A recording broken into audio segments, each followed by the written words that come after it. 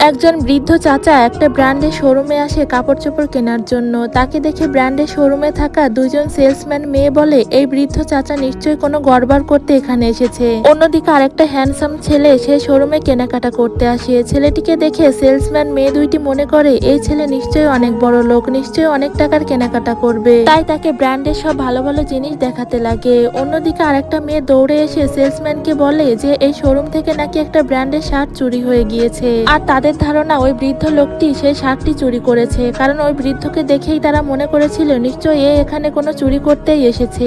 সঙ্গে সঙ্গে মেয়ে দুইটি বৃদ্ধ লোকটিকে গিয়ে বলে, তোর সাহস তো কম নাই, আমাদের শোরুমে চুরি করেছিস। অন্যদিকে ওই হ্যান্ডসাম লোকটি রিসিপশনে এসে তার শার্টটি প্যাকেট করে দিতে বলার সময় হাত উঁচু করলেই তার কোটের ভেতর থেকে সেই যে শার্টটি চুরি হয়ে গিয়েছিল সেটা নিচে পড়ে যায়। শার্টটি আসলে সেই চুরি করেছিল।